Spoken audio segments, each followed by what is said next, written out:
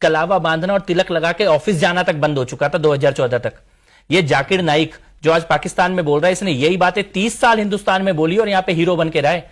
पाकिस्तान के मीडिया ने उसकी दुर्गति कर दी, लेकिन भारत के मीडिया ने उसको सर आंखों पे बिठा के रखा हुआ था। मोदी जी के पीएम बनने के बाद इंडिया छोड़ के भागा है, वरना प्रधानमंत्रियों के साथ चाय नाश्ते पे बैठता था वो जाकिर नाइक। उसकी जो भाषा है, जो पाकिस्तान का स्वीकार नहीं कर रहा, वो भारत का खून निकल जाए, लेकिन वो तो भारत में ये रोज बोलता था। उसका चैनल चलता था लाइव, रोज 24 घंटे का पीस टीवी चलता था जाकिर नाइक का, जिसमें यही जहर वो रोज उगलता था कांग्रेस की सरकार में।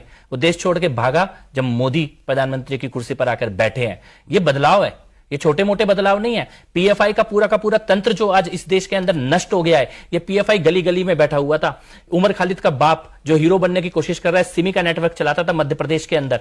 उमर खालिद जैसे लोग आज नायक बन के बैठे होते अगर नरेंद्र मोदी प्रधानमंत्री की कुर्सी पर नहीं बैठे होते। कश्मीर में, दिल्ली में, इसी दिल्ली के अंदर, मुंबई के अंदर, बेंगलोर के, ये चलती हुई बसों में बम ब्लास्ट होते थे।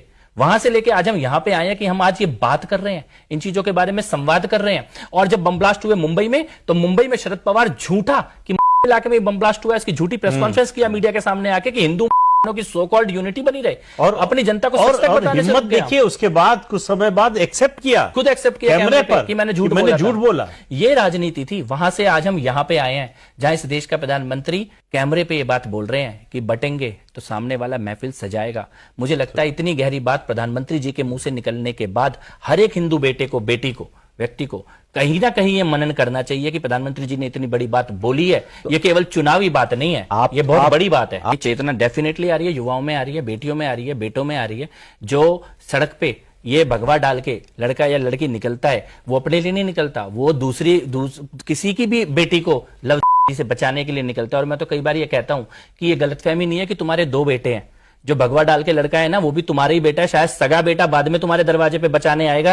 ये भगवा डाल के जो लड़के घूम रहे हैं, ये उससे पहले तुम्हारे दरवाजे पे तुम्हें बचाने के लिए आएंगे। इनको भी अपनी संतानों की तरह बढ़ने का मौका दो, इनका भी उत्साह बढ़ाओ और सम्मान करो। ये जो सड़कों पे 5-5 मिनट में पत्थर लेके निकल जाते हैं, इनके सामने कौन खड़ा होगा? क्या आपको लगता है कि सबके ऊपर पुलिस चला देगी या लाठी चला देगी और सरकार में कोई और मुख्यमंत्री बैठा तो पुलिस को भी नहीं चलाने देगा? क्या आपको अपने बच्चों को इसके लिए तैयार नहीं करना होगा?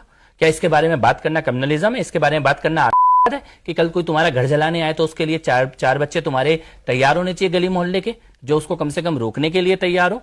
लड़कियां कम से कम इतनी जागृत होनी चाहिए कि उन्हें पता होना चाहिए कि झूठा कलावा और झूठा तिलक लगा के अगर कोई तुम्हारे को ले जाएगा और कल मार देगा, उससे पहले उन्हें जागृति होनी चाहिए कि लव क्या है और लव क्या है, दोनों के बीच में अंतर पता होना चाहिए।